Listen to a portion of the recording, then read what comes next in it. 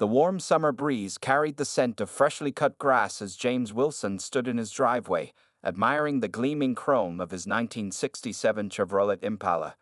At 52 years old, the retired Marine's weathered face bore the subtle marks of his military service, but his eyes sparkled with pride as he ran his calloused hand along the car's perfectly restored fender. This wasn't just any car to James. The classic Impala represented 3 years of dedication, countless hours of restoration work, and most importantly, his journey toward healing. After serving 3 tough tours in Afghanistan, James had returned home carrying invisible wounds that no medicine could easily cure. The nightmares, anxiety, and struggle with PTSD had nearly broken him, until he discovered that working with his hands on old cars gave his mind the peace it desperately needed. James had first spotted the Impala in old Mr. Peterson's barn, covered in dust and barely recognizable. The old man, a fellow veteran from the Vietnam era, had kept the car stored away for decades, unable to part with it, but lacking the means to restore it. When Mr. Peterson passed away, his wife remembered how James had always admired the car during his visits and offered to sell it to him for a modest price. Living on a veteran's pension meant James had to budget carefully. He picked up part-time work at the local auto parts store, not just for the extra income but also for the employee discount on parts. Every spare dollar went into a coffee can labeled Impala Fund, and slowly but surely, the car began to take shape under his patient care.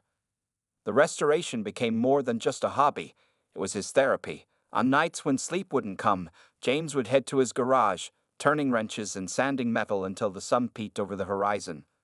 The repetitive tasks of restoration work helped quiet the memories that sometimes grew too loud in his mind. Each restored part felt like healing a piece of himself. The local veterans community noticed the change in James. The man who had once been withdrawn and hesitant to engage was now eagerly sharing his knowledge about classic cars with younger vets. He started volunteering at the Veterans Center 3 days a week, helping others find their own paths to healing through different hobbies and activities. The Impala became a symbol of hope for many who visited the center, proof that broken things could be made whole again with enough patience and care. After 3 years of dedicated work, the Impala was finally complete. The midnight blue paint gleamed like a mirror, reflecting the sky above. The interior smelled of fresh leather, and the engine purred like it had just rolled off the assembly line in 1967. James had restored every inch of the car to its original glory, with a few careful upgrades for safety and reliability. The chrome trim sparkled in the sunlight, and the white wool tires provided the perfect finishing touch to the classic look. Local car enthusiasts often stopped by to admire the Impala, and James was always happy to share stories about the restoration process. He kept a photo album documenting the entire journey, from the day he pulled the dusty car from Mr. Peterson's barn to the final polish of the paint. Each picture told a story of persistence and healing. Even James's daughter, Sarah, who had worried about her father's isolation after his return from service, now smiled when she saw him working on the car or taking it for Sunday drives. The Impala had brought back the father she remembered from her childhood, someone who laughed easily and looked forward to each new day. That morning, as James prepared to drive to the Veterans Center for his regular volunteer shift, he had no way of knowing that his beloved Impala was about to become the center of a story that would shake their small community. He carefully backed the car out of the garage, the morning sun catching the freshly waxed surface. The engine's steady rumble was music to his ears as he headed down the quiet suburban street, waves of greeting from neighbors making him smile. The Impala wasn't just transportation, it was his pride and joy, a symbol of perseverance, and a testament to the healing power of purpose. Little did James know that this ordinary morning would mark the beginning of an extraordinary series of events that would test his faith in humanity and ultimately restore it in unexpected ways. The Veterans Center parking lot was nearly empty when James arrived that Thursday morning. He carefully parked his Impala in his usual spot, marked with a simple Volunteer of the Year sign, an honor he'd received for his dedication to helping fellow veterans. The morning sun caught the car's chrome trim, creating a brilliant display that made him pause for one last admiring look before heading inside. Inside the center, James was busy helping a young veteran navigate his benefits paperwork when the trouble began. Unknown to him, a group of 5 young adults had pulled into the parking lot in their expensive vehicles: a Ferrari, a Porsche, and a high-end Mercedes. They were heading to the newly opened exclusive restaurant next door, frustrated to find its private lot already full. Brittany Wells, the 23-year-old leader of the group and daughter of a prominent local real estate developer, was particularly annoyed. Dressed in designer clothes and carrying a handbag that cost more than some people's monthly salary, she surveyed the Veterans Center parking lot with disdain. "Look at this," she complained to her friends, gesturing at James's Impala. "This old thing is taking up the best spot, and we have to park in the back like peasants." Her friends, equally privileged and disconnected from reality, nodded in agreement. Marcus Chen, another member of the group, pulled out his phone and started recording. "This'll make a great TikTok," he announced, encouraging the others to pose next to the Impala. What started as posed photos quickly turned malicious when Brittany pulled out her car keys. "Let's teach them a lesson about saving the good spots for paying customers," she said, dragging her key along the Impala's pristine paint. The sound of metal scratching metal filled the air, but instead of wincing, the group laughed. They were live streaming now, encouraged by the comments rolling in from their followers. The security cameras mounted on the Veterans Center silently recorded as the situation escalated. Trevor Hamilton, whose father was a prominent judge, used his designer boot to kick in one of the side mirrors. Sofia Rodriguez, whose family owned a chain of luxury hotels, scratched crude words into the hood. The fifth member, Blake Thompson, whose trust fund could have bought 10 such cars, recorded everything while adding his own commentary. "This is what happens when you don't know your place," Brittany narrated to her phone, her voice dripping with entitlement. "Some old car shouldn't get priority parking over my Ferrari." The group continued their destruction, completely oblivious to the fact that every moment was being captured by multiple security cameras. Inside the center, the morning continued peacefully.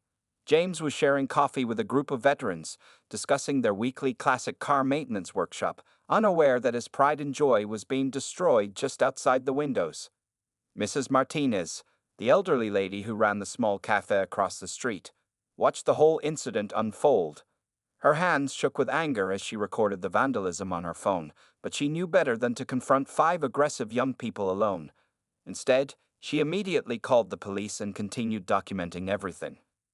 The group spent nearly 20 minutes vandalizing the Impala, taking breaks to pose for selfies and encourage their online viewers. They seemed completely unconcerned about consequences, confident that their family connections would protect them from any serious repercussions. "Wait till this goes viral," Blake laughed, adjusting his expensive sunglasses. "We'll show everyone how to deal with these annoying veterans taking up all the good parking spots." As they finally prepared to leave, Brittany left a handwritten note on the windshield. "Next time, know your place and park somewhere else." They drove off in their luxury vehicles, laughing and already planning which expensive restaurant to visit next, leaving behind a scene of senseless destruction. The security guard who had been making his rounds in the back of the building finally came around front, just missing the perpetrators. His face darkened as he saw the damage, and he rushed inside to find James.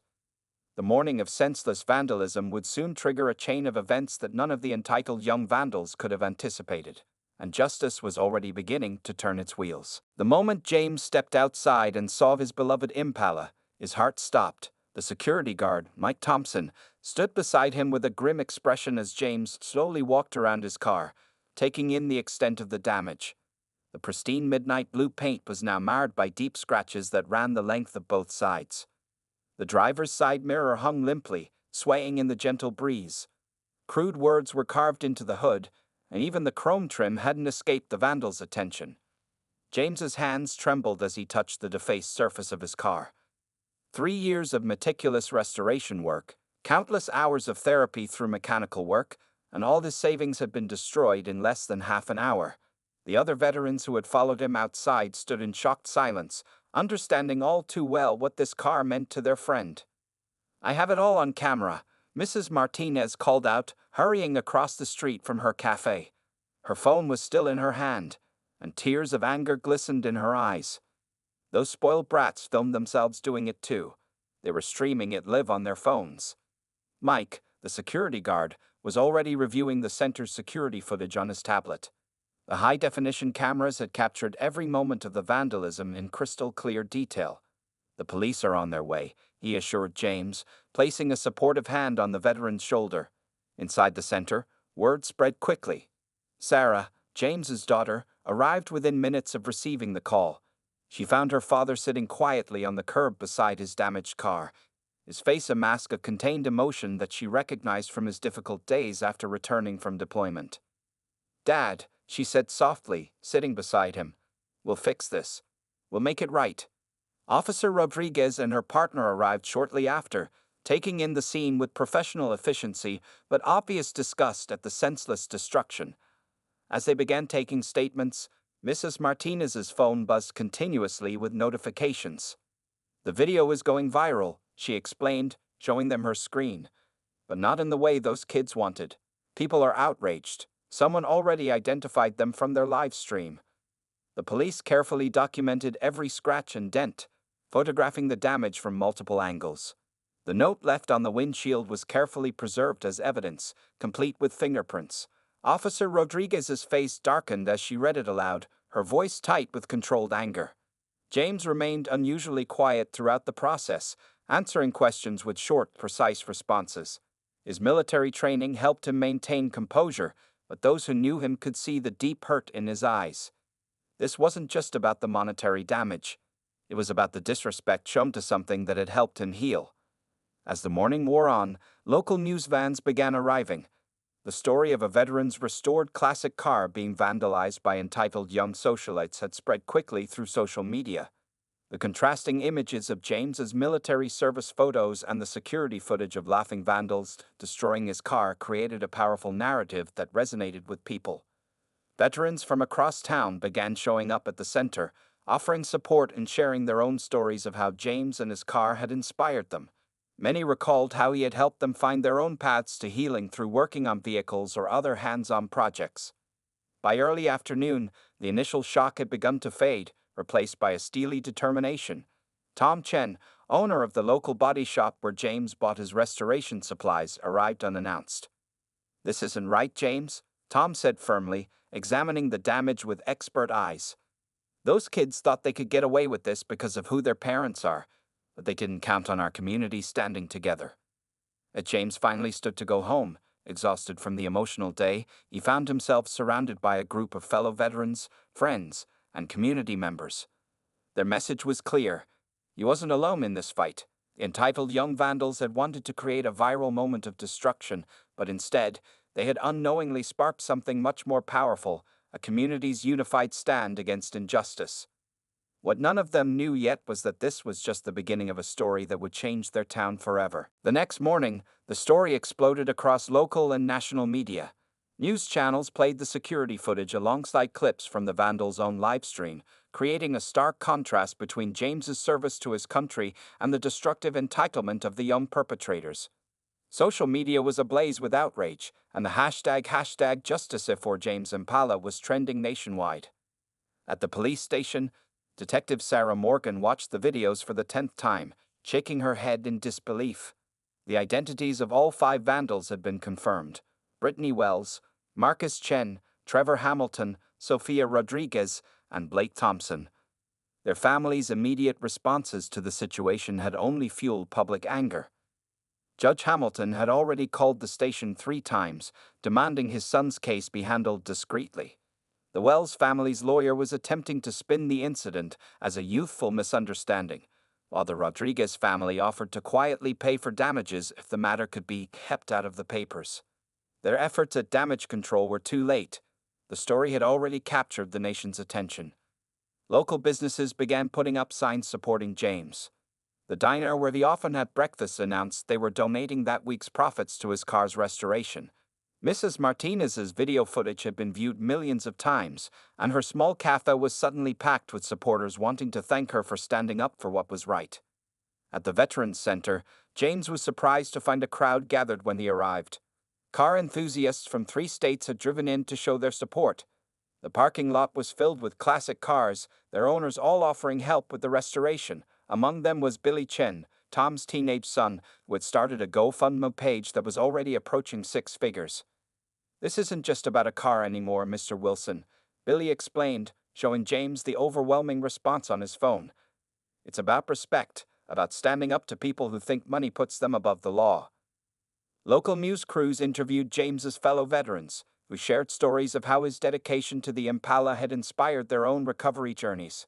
One young veteran, Michael Torres, spoke tearfully about how James had helped him through severe PTSD by teaching him basic car maintenance. "Working on cars with James saved my life," Michael told the cameras. "Those kids didn't just vandalize a car, they attacked a symbol of hope for many of us." The story took an unexpected turn when Emily Hamilton, Trevor's younger sister, walked into the Veterans Center. Despite her family's protests, she came forward with additional video evidence. She handed over her phone, which contained messages from the group planning the vandalism in advance. "My brother and his friends need to learn they can't buy their way out of everything," Emily said firmly. "Our dad being a judge doesn't make us better than anyone else." Detective Morgan's investigation revealed a pattern of similar incidents that have been quietly settled out of court. The group had previously vandalized other properties, confident their family's influence would protect them. But this time was different. The public was watching, and the evidence was overwhelming. By late afternoon, pressure from the media and public had forced the parents to change their approach. Instead of trying to bury the story, they issued public statements expressing deep disappointment in their children's actions. The young vandals were conspicuously silent, their social media accounts suddenly deactivated. James spent that day at his daughter Sarah's house, overwhelmed by the support but struggling with the attention. As a private person, he hadn't wanted to become the center of a national story. Yet seeing how the situation had united the community gave him hope. "Sometimes bad things happen to show us the good in people," Sarah told him, showing him hundreds of supportive messages from strangers across the country. As the sun set on the second day of what the local paper was calling the Impala incident, it was clear that this story had touched a nerve in American society. It wasn't just about a damaged car anymore. It had become a symbol of the ongoing battle between privilege and accountability, between respect and entitlement. And for the first time since the vandalism, James allowed himself to smile, knowing that sometimes justice comes in unexpected ways. Little did anyone know, the most surprising developments were yet to come. Early Monday morning, all 5 young vandals found themselves in an unfamiliar position, sitting in plastic chairs at the local courthouse, waiting for their first hearing. Gone were their designer clothes and confident smirks, replaced by conservative suits and nervous glances. Their parents sat behind them, unusually quiet after their failed attempts to make the situation disappear. District Attorney Maria Gonzalez stood at the prosecutor's desk, arranging her files with careful precision. She had personally taken charge of the case, despite numerous calls from influential people suggesting she assign it to a junior prosecutor. The evidence was overwhelming. Security footage, social media posts, eyewitness accounts, and their own live stream had created an airtight case. The state intends to pursue maximum charges, DA Gonzalez announced to the packed courtroom. Felony vandalism, criminal mischief, and conspiracy to commit these crimes. We have evidence showing this was not a spontaneous act but a planned attack. Judge Patricia Chen, known for her strict but fair rulings, looked down at the 5 defendants with stern disapproval. When Trevor Hamilton's father attempted to approach the bench, she silenced him with a sharp glare. "Your position on the bench in another district holds no weight in my courtroom, Judge Hamilton," she stated firmly. The young defendants' faces paled as their charges were read. Brittany Wells began to cry when she realized her father's money couldn't fix this problem. Marcus Chen stared at the floor, while Sofia Rodriguez nervously twisted her now empty fingers, her usual collection of expensive rings deemed inappropriate for court. Outside the courthouse, hundreds of supporters gathered.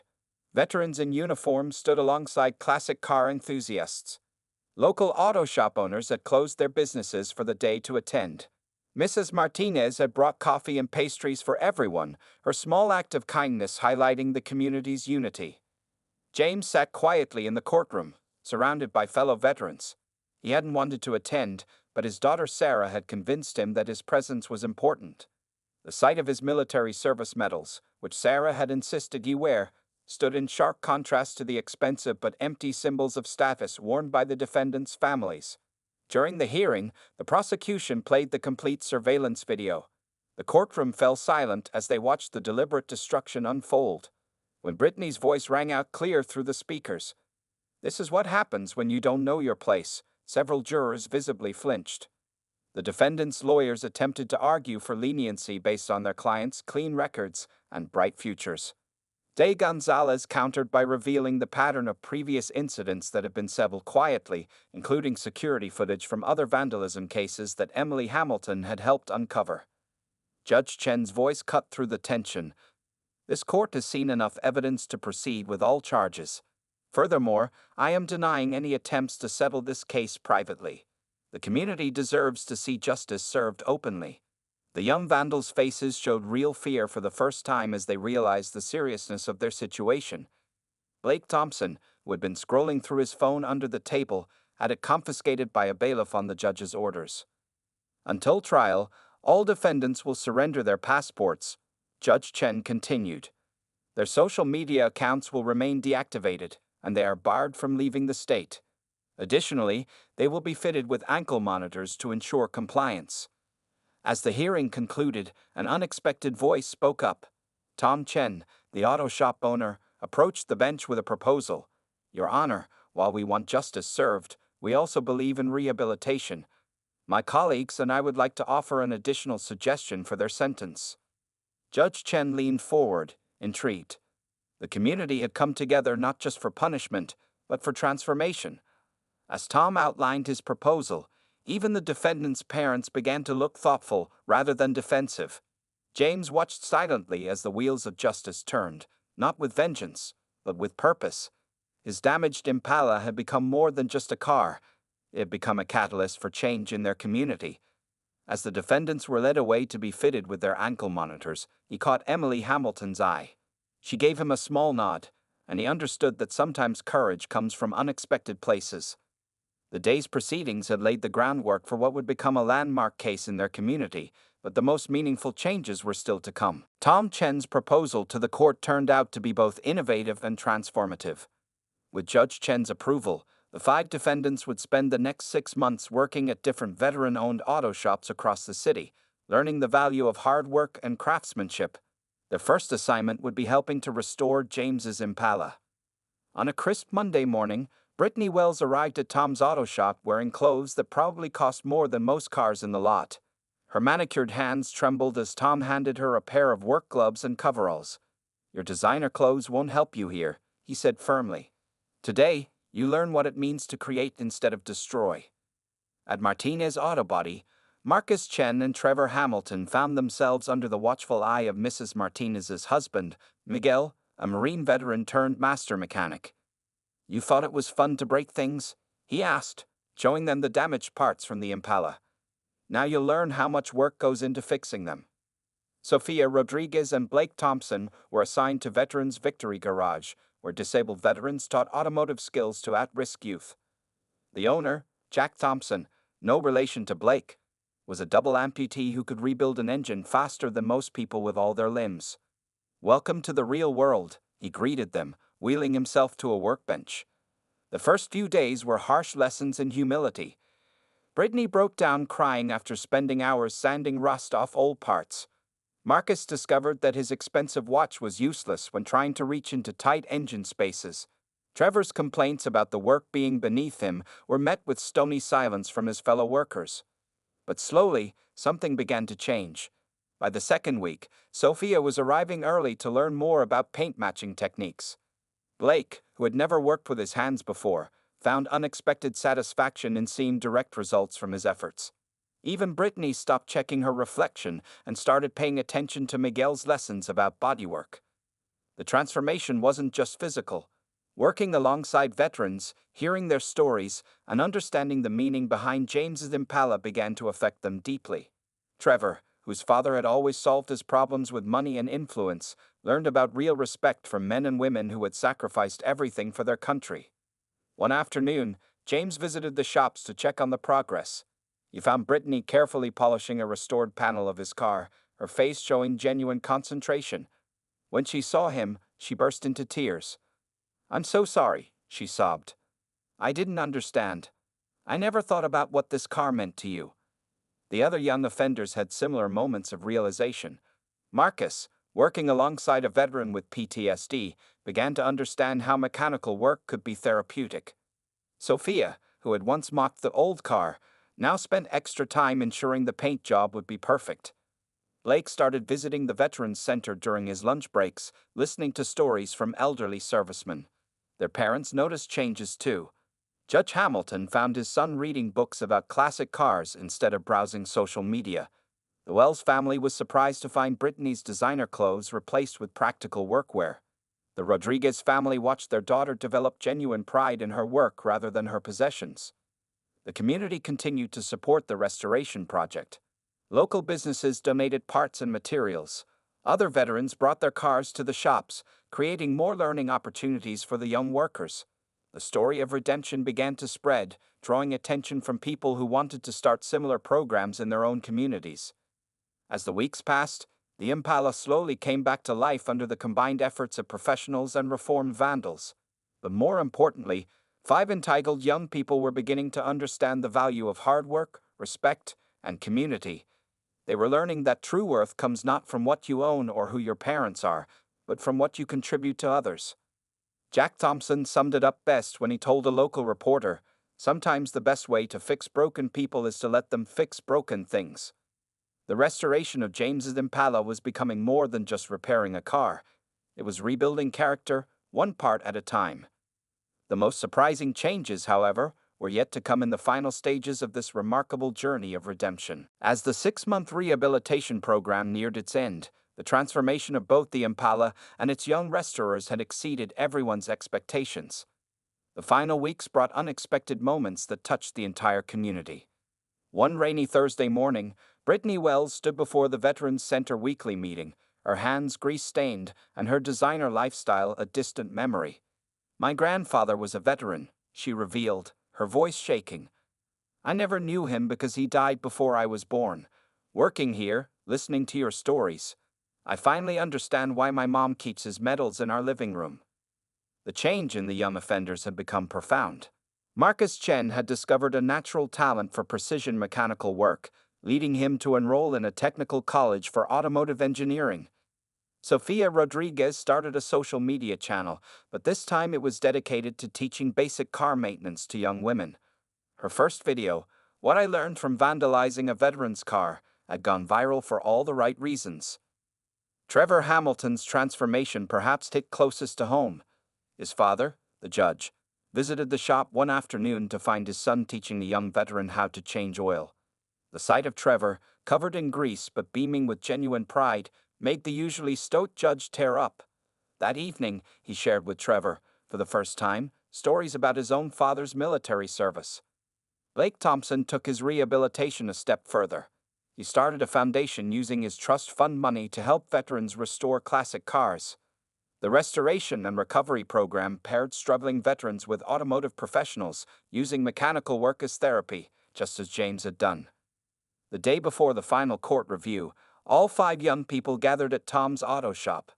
The Impala sat gleaming in the center, its restoration complete. But instead of their required community service hours, they had all chosen to stay longer. There was something they wanted to do. James arrived at the shop, expecting a simple final inspection. Instead, he found the 5 former vandals standing proudly beside his car. Each held a small part they had personally restored. Brittany stepped forward first. "We didn't just fix your car, Mr. Wilson," she said, holding up the restored side mirror. "You and this car helped fix us. We learned that everything we broke has a story, has value beyond what we can see." Sophia presented the restored hood, now bearing a hand-painted military emblem instead of the crude words they had scratched into it. Marcus showed the chrome trim he had spent weeks perfecting. Trevor and Blake had collaborated on restoring the engine to better than original condition. But their biggest surprise came when they revealed what they had done with the viral video money and donation funds that had exceeded the restoration costs. They had established a permanent scholarship fund at the local technical college, specifically for veterans interested in automotive careers. The next day, at the final court hearing, Judge Chen listened as each young person presented evidence of their transformation. It wasn't just about the technical skills they had learned. They spoke about respect, understanding, and the true meaning of value. Mrs. Martinez, watching from the gallery, wiped tears as Sophia described how working alongside veterans had changed her perspective on privilege and purpose. Tom Chen nodded proudly as Marcus explained their scholarship program. Even the court clerk was moved when Trevor spoke about discovering his grandfather's military history. Judge Chen's final ruling reflected the success of the rehabilitation program. While the vandalism charges would remain on their records, she added a formal commendation for their commitment to restoration and community service. More importantly, she approved their request to continue volunteering at the Veterans Center even after their mandated service was complete. As James drove his restored Impala home that evening, he reflected on how a moment of senseless destruction had led to something so meaningful. The car now carried not just his story, but the story of transformation, of young people learning the value of service, respect, and redemption. The next morning, 5 young people who had once vandalized a veteran's car arrived early at the Veterans Center, not because they had to, but because they wanted to. They had learned that true justice isn't just about punishment, it's about restoration, both of things and of people. But the story's final chapter would bring one more surprise that none of them expected. 1 year after the vandalism incident, the Veterans Center parking lot was filled to capacity. James's Impala sat in its usual spot, but this time it was surrounded by dozens of other classic cars in various stages of restoration. The occasion was the first annual Restoration and Recovery Car Show, an event that had grown far beyond anyone's expectations. Blake Thompson stood at the podium, hardly recognizable as the entitled young man who had filmed the vandalism a year ago. "Welcome to what we hope will become a tradition," he announced to the crowd. "Every car here tells a story of healing, of veterans finding peace through restoration, just like Mr. Wilson did." The show featured 20 restored vehicles, each representing a partnership between a veteran and a young person. Brittany Wells had helped restore a 1965 Mustang with a Vietnam veteran. Marcus Chen had worked alongside a Gulf War veteran on a classic Dodge Charger. Each project carried its own story of redemption and healing. Sofia Rodriguez, now running a successful automotive YouTube channel, was filming interviews with the veterans and their young partners. Her videos about automotive therapy had inspired similar programs in other cities. Trevor Hamilton, who had once kicked in James's mirror, was now teaching basic car maintenance classes to high school students. The biggest surprise of the day came when James pulled back a cover to reveal a second vehicle, a 1969 Chevrolet Chevelle. "This car belonged to Mr. Peterson, the man who sold me the Impala," he explained to the gathered crowd. "His widow found it in another old barn, and I'd like to announce that this will be our next community project." Mrs. Peterson, now in her 80s, watched with tears in her eyes as James handed the keys to Emily Hamilton, Trevor's sister who had helped expose the truth. She would be leading the restoration project, working alongside veterans and at-risk youth. The circle of healing was expanding. The local news was there to cover the event, but this time, the 5 former vandals stayed behind the scenes, letting the veterans and their stories take center stage. They had learned that true leadership often means stepping back and supporting others. Judge Chen attended as a guest of honor. She shared how the success of this rehabilitation program had influenced other courts to consider similar restorative justice approaches. 3 other counties had already started their own automotive therapy programs for young offenders. Mrs. Martinez's cafe had expanded to include a small automotive-themed coffee shop at the Veterans Center where veterans and young people could gather and share stories. The walls were decorated with before and after photos of restored cars, each representing a story of transformation. As the day drew to a close, James gathered everyone around his Impala. "A year ago, this car was a symbol of destruction," he said quietly. "Today, it's a symbol of how breaking something can lead to building something better. These young people didn't just restore my car, they helped build a community." The 5 former vandals stood together, now mentors to a new group of young people learning the value of respect and hard work. Their own families had changed too. Judge Hamilton was now a regular volunteer at the Veterans Center. The Wells family had established a foundation supporting veterans programs. The Rodriguez, Chen, and Thompson families had all found ways to contribute to the community they had once dismissed. As the sun set on the car show, James watched as visitors lingered, sharing stories and making plans for future projects.